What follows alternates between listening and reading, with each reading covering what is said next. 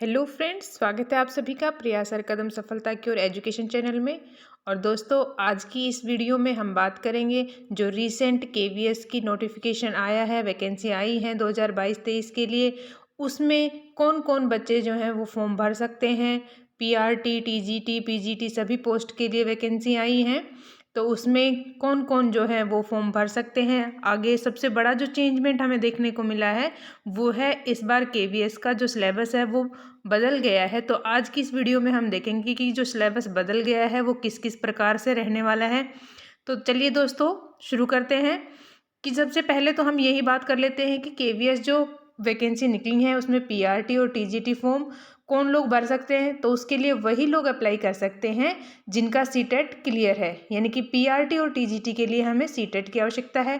PRT के लिए level 1 जो सीटेट में होता है और टीजीटी के लिए लेवल 2 होना आपके लिए बहुत ही ज़रूरी है। पीजीटी के लिए आपको सीटेट की कोई बाध्यता नहीं है। अब देखते हैं हम पीआरटी के लिए कि जो सिलेबस चेंज हुआ है वो किस प्रकार से रहने वाला है। तो यहाँ हम बात करते हैं पीआरटी के लिए। तो जो आपकी पीआरटी के लिए परीक्षा है, यानी कि एग्ज़ाम है, वो 180 मार्क्स का होने वाला है। उस 180 मार्क्स को किस प्रकार से डिवाइड किया है वो मैं यहाँ आपको बता रही हूँ, जिसमें जनरल इंग्लिश 10 नंबर की आने वाली है, जनरल हिंदी ये भी 10 नंबर की आने वाली है, जीके एंड करंट अफेयर ये भी आपको 10 नंबर के मिलेंगे। साथ में रीजनिंग 5 नंबर की आएगी, कंप्यूटर भी 5 नंबर का आएगा। सबसे बड़ा जो चेंजमेंट हुआ है वो दोस्तों यहाँ हुआ है पेडागोजी, यानी कि जो पहले आता था वो आता था आपका 20 से 30 मार्क्स का, लेकिन अब ये सबसे बड़ा जो पार्ट है इसका ये है 60 मार्क्स का और ये आपको देखने को मिलेगा। बाकी जो सब्जेक्ट कंसर्न ये पहले भी आता था, अभी भी आएगा, जो 80 मार्क्स का रहने वाला है। उस सब्जेक्ट कंसर्न में क्या पूछा जाएगा पीआरटी के लिए, सभी के लिए है ये। तो उस सब्जेक्ट कंसर्न में आपका जो मैथ्स है, हिंदी है, इंग्लिश है और एनवायरनमेंट स्टडीज़ यानी कि ईवीएस पूछा जाएगा। इसमें देखिए दोस्तों, यहाँ हम देख रहे हैं कि जो हिंदी है और इंग्लिश है ये आपको यानी कि इसके पार्ट 1 में भी जो 10-10 नंबर की पूछी जाएगी और यहाँ भी ये जो 80 मार्क्स हैं इसमें मैथ 20 नंबर का, हिंदी 20 नंबर की, इंग्लिश भी 20 का और जो आपका ईवीएस रहने वाला है वो भी 20 नंबर का। तो सीधे सीधे हम कहें तो 30-30 नंबर के इसमें हिंदी और इंग्लिश हो जाएंगे, क्योंकि 20 के यहाँ और पार्ट 1 में 10-10 के वहाँ। तो ऐसे करके आपको 30-30 नंबर के हिंदी इंग्लिश मिलेंगे। उसके बाद में आपका सबसे बड़ा जो पार्ट रहेगा वो पेडागोजी का रहेगा जो 60 नंबर का है। ईवीएस आपको लगभग 20 क्वेश्चन मिल जाएंगे, 20 नंबर के ही। और जो सबसे बड़ा चेंजमेंट रहा है दोस्तों वो है आपका इंटरव्यू का, क्योंकि इस बार जो इंटरव्यू है वो भी आपका 60 नंबर का रहने वाला है, जिसमें उस 60 नंबर को भी 2 पार्ट में डिवाइड किया है। वो है आपको 30 मार्क्स का आपको डेमो देना है और 30 ही मार्क्स का आपको इंटरव्यू रहेगा। और दोस्तों यहाँ एक बात मैं और बताऊँ आपको कि इसमें जो परीक्षा है और जो इंटरव्यू है उसका वेटेज भी 70-30 रहने वाला है, यानी कि 70% आपके रिटर्न एग्ज़ाम के, बाकी 30% आपके इंटरव्यू के। उसके बाद ही आपकी मेरिट बनेगी और फिर मेरिट लिस्ट तैयार की जाएगी। अब हम बात कर लेते हैं टीजीटी के लिए हमारा सिलेबस जो है वो क्या रहने वाला है। वो ही 180 मार्क्स का एग्ज़ाम होगा, जिसमें से लेवल 1 लगभग लगभग बराबर ही है टीजीटी का भी और पीआरटी का भी। देखिए, जनरल इंग्लिश वही 10 नंबर की पूछी जाएगी, जनरल हिंदी वही 10 नंबर की पूछी जाएगी, कंप्यूटर वो भी 5 नंबर का, यानी कि 5 आपको क्वेश्चन मिलेंगे, 5 आपके नंबर है और इसमें कोई नेगेटिव मार्किंग होती नहीं है।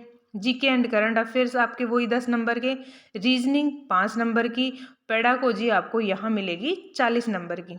देखिए दोस्तों, पहले रीजनिंग का एक बहुत बड़ा पार्ट आता था, 40 मार्क्स की रीजनिंग होती थी, लेकिन इस बार रीजनिंग आपको सिर्फ 5 मार्क्स की मिलेगी, यानी कि 5 ही क्वेश्चन आएंगे 5 नंबर के।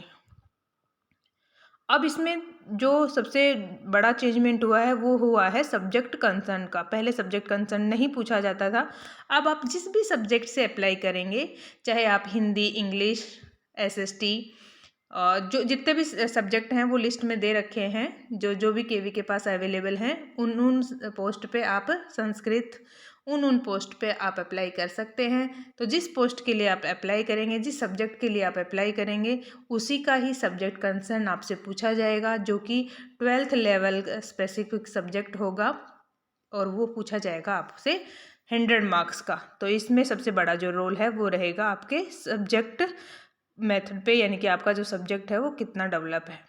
आगे हम बात कर लेते हैं, इसमें भी इंटरव्यू वही 60 मार्क्स का रहेगा, जैसे पीआरटी में रहेगा वैसे ही इंटरव्यू इसमें भी रहने वाला है। अब बात करते हैं हम पीजीटी के लिए। तो पीजीटी का और टीजीटी का भी लगभग सिलेबस जो है वो एकदम ही सेम है, क्योंकि वही इसमें फर्स्ट पेपर और यानी कि सेकंड पेपर, दो पार्ट में जो बांटा जाता है। तो उसमें फर्स्ट में आप देखेंगे वही जनरल इंग्लिश आपको मिलेगी, जनरल हिंदी मिलेगी, जीके एंड करंट अफेयर वही 10 नंबर के मिलेंगे, रीजनिंग 5 नंबर की, कंप्यूटर और आपको पेडागोजी मिलेगी 40 मार्क्स की।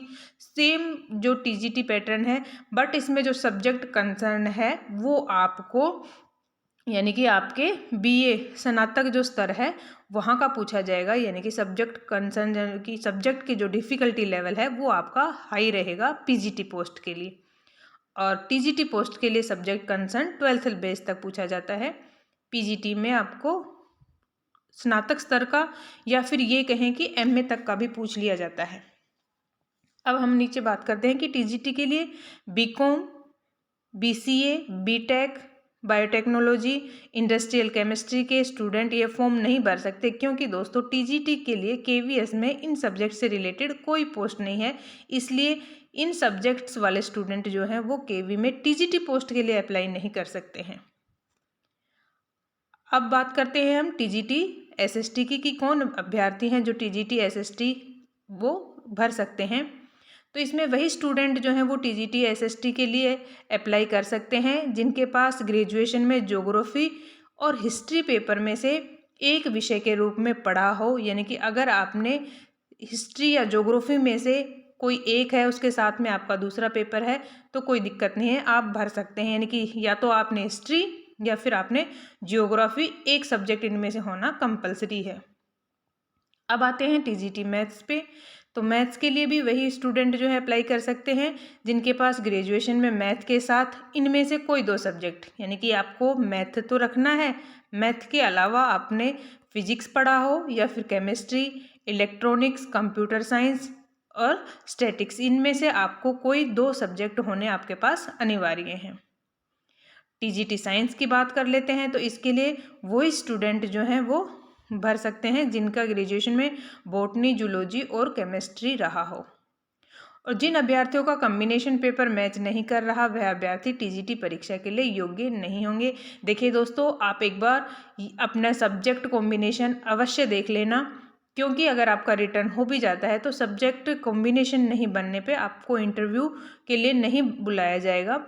इसलिए कृपया करके अपने जो सब्जेक्ट का मैच है वो करके ज़रूर देख लें और फिर ही आप टीजीटी पोस्ट के लिए अप्लाई करें कि आपका जो सब्जेक्ट है उसके लिए आप एप्लीकेबल है भी या नहीं। अब देखिए दोस्तों, पीआरटी की बात आती है कि कौन स्टूडेंट हैं जो पीआरटी के लिए अप्लाई कर सकते हैं। तो पीआरटी के लिए आपको यानी कि 12th में 50% हो और आपने डीएलएड या डीएलएड किया हो या फिर आपने बीएड भी किया हो, कोई दिक्कत नहीं है। अब बीएड वाले अभ्यर्थी हैं वो भी पीआरटी भर सकते हैं। और साथ में आपने सीटेट का पेपर 1 यानी कि लेवल 1 जो है वो क्वालिफाई किया हुआ होना चाहिए, तभी आप पीआरटी के लिए अप्लाई कर सकते हैं।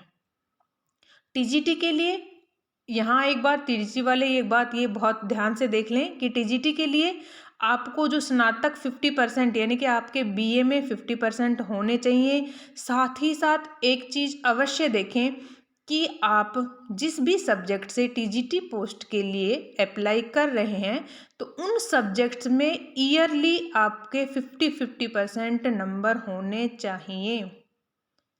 जैसे मान लीजिए आप टीजीटी एसएसटी के लिए अप्लाई कर रहे हैं और टीजीटी एसएसटी में आपके पास सब्जेक्ट कॉम्बिनेशन में है जियोग्राफी और पॉलिटिकल साइंस।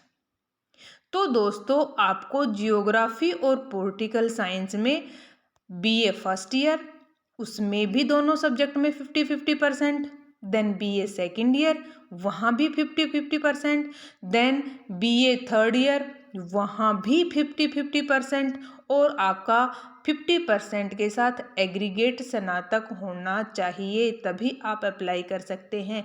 अगर आप जैसे टीजीटी हिंदी इंग्लिश जिस भी सब्जेक्ट से आप फॉर्म अप्लाई कर रहे हैं तो उस सब्जेक्ट में ईयरली 50% और आपका एग्रीगेट भी 50% होना चाहिए। साथ में आपका टीजीटी पेपर 2 है वो क्वालिफाई होना चाहिए, तभी आप टीजीटी पोस्ट के लिए जो फॉर्म है वो लगा सकते हैं। अदरवाइज आपकी योग्यता जो है वो निरस्त कर दी जाएगी।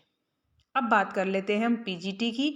इसके लिए आपको एमए यानी कि स्नातकोत्तर में 50% अंकों के साथ में होना चाहिए। साथ ही आपने बीएड भी की हुई होनी चाहिए और इसमें सीटेट के लिए कोई भी बाध्यता नहीं है, यानी कि यहाँ सीटेट आपने किया है नहीं किया है कोई मायने नहीं रखता है। आपको सिर्फ एमए और बीएड होना चाहिए। अब हम बात कर लेते हैं कि जो उम्र सीमा है वो क्या रहेगी। तो पीआरटी के लिए मैक्सिमम जो एज है वो 30 ईयर है, साथ में टीजीटी के लिए 35 है और पीजीटी के लिए 40 ईयर है। कैटेगरी के अकॉर्डिंग जो नोटिफिकेशन है, आप ऑफिशियली जो नोटिफिकेशन है वो डाउन कर ले, उसमें कैटेगरी के अकॉर्डिंग आपको जो जो भी जहाँ जहाँ छूट दी है वो वहाँ से आप देख सकते हैं। वैसे मैं बता दूं यहाँ आपको कि जो फीमेल हैं, चाहे वो किसी भी कैटेगरी में आती हों, general, OBC, SC, ST, EWS, जो भी हों, फीमेल कैंडिडेट के लिए किसी भी पोस्ट पे हों, चाहे वो पीआरटी, टीजीटी, पीजीटी, जहाँ भी हों, उनको 10 साल का रिलैक्सेशन है, यानी कि 10 साल की छूट है। अब मान लीजिए कि पीआरटी के लिए वैसे तो एज 30 है, बट पीआरटी के लिए फीमेल्स की एज, चाहे वो जर्नल हो, एससी, एसटी, ओबीसी कोई भी हो, उनके लिए 10 साल की छूट, तो वो एज हो जाती है 40 ईयर्स। टीजीटी के लिए वही 10 साल की छूट तो 45 ईयर, और पीजीटी के लिए 10 साल की छूट के साथ 50 ईयर्स एज हो जाती है, क्योंकि पीजीटी की जो मैक्सिमम एज है वो 40 ईयर्स है। तो फीमेल के लिए उसमें 10 साल की छूट मिलने के साथ वो 50 हो जाएगी। और कैटेगरी के अकॉर्डिंग, यानी कि ओबीसी को जैसे 3 साल का है, एससी एसटी को 5 साल का है, इस तरीके का आपको रिलैक्सेशन जो है वो मिला हुआ है।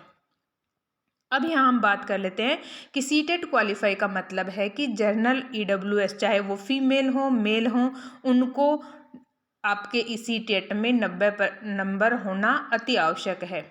चाहे आप लेवल 1 के हों, चाहे आप लेवल 2 के हों, यानी कि चाहे तो आप पीआरटी के लिए अप्लाई कर रहे हैं, चाहे आप टीजीटी के लिए अप्लाई कर रहे हैं, आपको 90 के साथ में सीटेट होना बहुत ज़रूरी है अगर आप जर्नल या ईडब्ल्यूएस कैटेगरी से आते हैं तो।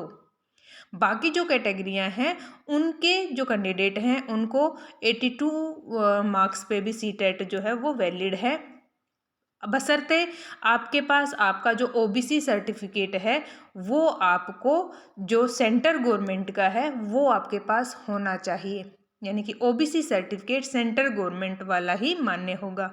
तो दोस्तों, ये छोटी सी लेकिन बहुत ही इम्पोर्टेंट जो जानकारी है वो मुझे आप लोगों के साथ शेयर करनी थी। तो दोस्तों, वीडियो को ज़्यादा से ज़्यादा लाइक करें और इसमें बहुत ही आपके काम आने वाली बातें हैं, तो एक बार फॉर्म भरने से पहले आप ऑफिशियली नोटिफिकेशन को ज़रूर देख के जाएं। धन्यवाद दोस्तों।